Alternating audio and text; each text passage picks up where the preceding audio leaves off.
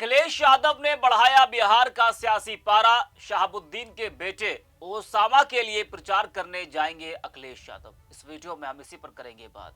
नमस्कार, 4 PM पर आप सभी का स्वागत है। दोस्तों, बिहार की धरती पर राजनीतिक हलचल तेज है। 6 नवंबर को पहले चरण का मतदान होना है। राजनीतिक दल अपनी पूरी ताकत झोंकने में लगे हैं। एक तरफ है एनडीए गठबंधन, जो मुख्यमंत्री नीतीश कुमार के नेतृत्व में मैदान में उतरा है। दावा है फिर एक बार नीतीश सरकार। वही दूसरी ओर है महागठबंधन, जिसके युवा नेता तेजस्वी यादव बदलाव की बयार लेकर जनता के बीच में है। चुनावी माहौल इस वक्त पूरा गर्म है।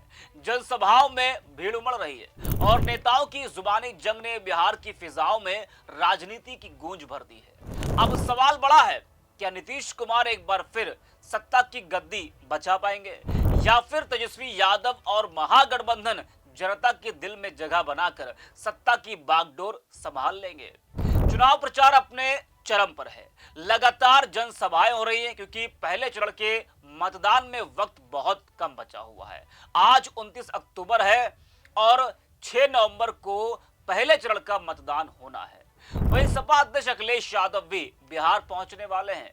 वो वहां कई विधानसभा में महागठबंधन के प्रत्याशी के लिए प्रचार करेंगे, लेकिन वो जिस एक सीट पर प्रचार करने जाएंगे वो इस वक्त चर्चा में है और एनडीए को मौका मिल गया है महागठबंधन को घेरने का। वैसे वो सीट काफी पहले से चर्चा में रही है और लगातार उस सीट पर आरजेडी ने जिसको टिकट दिया है ना, उसको लगातार बीजेपी और जेडीयू निशाने पर लेती रही है। जी हां, ऐसा क्या हुआ कि अखिलेश यादव का बिहार दौरा चर्चा में बना हुआ है और एनडीए की नींद उड़ी हुई है, आपको हम बताएंगे। दरअसल बिहार की धरती पर कभी बाहुबली शहाबुद्दीन का सिक्का चलता था, लेकिन वक्त बदला, हालात बदले और शहाबुद्दीन इस दुनिया से रुखसत हो गए। उनकी छवि अपराधी वाली थी। जब भी कोई चुनाव बिहार में होता है तो लोग शहाबुद्दीन को याद करते हैं। भले ही उनकी पहचान बाहुबली के रूप में रही हो, लेकिन वो एक समय में सांसद भी हुआ करते थे। अब जब बिहार में विधानसभा चुनाव है तो आरजेडी ने अपने पूर्व बाहुबली नेता के बेटे ओसामा साहब को सिवान की रघुनाथपुर सीट से मैदान में उतारा है। पहले तो एनडीए ने खूब हो हल्ला किया कि आरजेडी ने ओसामा को उतारकर बिहार में फिर से जंगल राज बनाने की तैयारी कर ली है, लेकिन फिर महागठबंधन ने भी सवाल करना शुरू किया कि अनंत सिंह और भी कई बाहुबली नेता है ना, जिनको जेडीयू ने टिकट दिया है, वो क्या है। तो कुछ इस तरह से आरोप प्रत्यारोप दोनों तरफ से लगते रहे। अखिलेश यादव सिवान की रघुनाथपुर सीट से आरजेडी प्रत्याशी ओसामा साहब के लिए प्रचार करने जाएंगे। ये एनडीए को पच नहीं रहा है।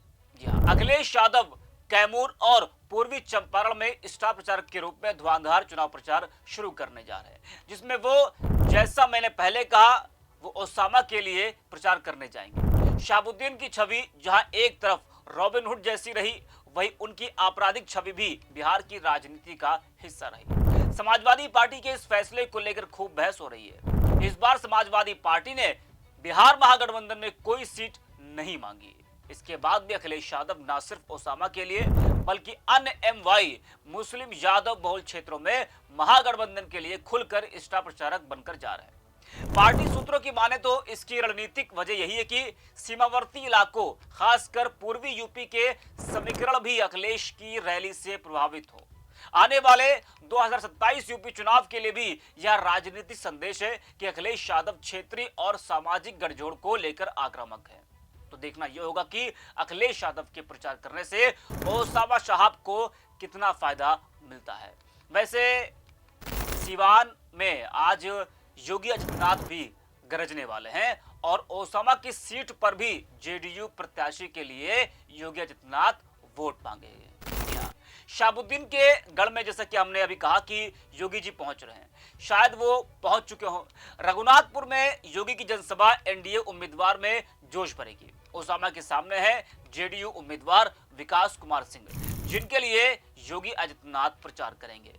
2 रैली करने के बाद एक बार फिर बिहार में योगी आदित्यनाथ रैली करने जा रहे हैं। कई सवाल उठे थे कि आखिरकार 2 रैली के बाद योगी आदित्यनाथ क्यों रुक गए, है ना? क्या उनके जो भाषण थे वो बीजेपी के जो सहयोगी दल है उनको पसंद नहीं आ रहे हैं? तमाम तरह के जो सवाल थे वो 2 रैली के बाद उठने शुरू हुए थे, लेकिन एक बार फिर योगी आदित्यनाथ बिहार जा रहे हैं।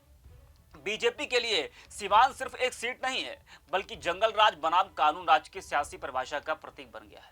पिछले दिनों केंद्रीय गृह मंत्री अमित शाह ने बक्सर की रैली में शहाबुद्दीन के बेटे ओसामा शहाब का नाम लेकर महागठबंधन पर निशाना साधा था। शाह ने कहा था कि लालू प्रसाद यादव ने शहाबुद्दीन के बेटे को टिकट दिया है, लेकिन अब बिहार में 100 शहाबुद्दीन भी आ जाएं तो किसी का बाल बांका नहीं होगा। आरजेडी ने दिवंगत बाहुबली नेता मोहम्मद शहाबुद्दीन के इकलौते बेटे ओसामा शहाब को रघुनाथपुर विधानसभा सीट से टिकट दिया। शहाबुद्दीन, जिन्हें साहेब के नाम से जाना जाता था, सिवान के कुख्यात अपराधी राजनेता थे। वो हत्या, अपहरण और न्यायिक हिरासत में मौत के आरोपों से वो घिरे रहे। लेकिन जिस तरह से ओसामा को टिकट मिलने से एनडीए ने यह कहना शुरू किया कि आरजेडी बिहार में फिर से जंगल राज लाना चाहती है, लेकिन जेडीयू ने भी आनंद सिंह को टिकट दिया, तो जेडीयू बीजेपी किस मुंह से आरजेडी के ओसामा शहाब जैसों का विरोध कर रही है? आनंद सिंह की छवि कैसी है वो सब जानते हैं। कुछ समय पहले नीतीश कुमार सुशासन कुमार की छवि बनने के बाद माफिया नेताओं से दूरी बनाने लगे थे, पर इस बार के विधानसभा चुनाव में जिस तरह से खुलकर माफिया नेताओं को टिकट दिया, उससे स्पष्ट हो गया कि उनका विश्वास डिग गया है। दरअसल 2020 के चुनावों में जेडीयू को बीजेपी और आरजेडी के मुकाबले बहुत कम सीट मिली थी, इसलिए शायद उन्हें लगता है कि माफिया नेताओं का सहारा ही उनकी नैया को संभाल सकता है। जेडीयू खुद अनंत सिंह जैसे माफिया टर्न पॉलिटिशियन को मोकामा से टिकट दिया है, तो किस आधार पर वे आरजेडी के माफिया नेताओं को टारगेट कर सकेगी?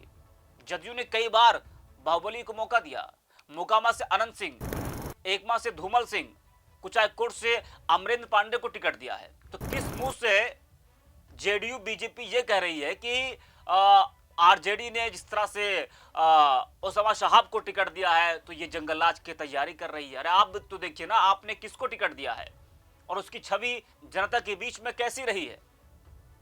तो दूसरों पर सवाल उठाने से पहले पहले अपनी गिरबान में झांक कर एक बार देखना चाहिए। तो वही जैसे कि हमने पहले कहा कि अखिलेश यादव बिहार जाएंगे, वो ओसामा शहाब के लिए वोट की अपील करेंगे, वही योगी आदित्यनाथ भी बिहार में गरजने वाले हैं। तो इस वीडियो में इतना ही। आप देखते रहिए 4PM।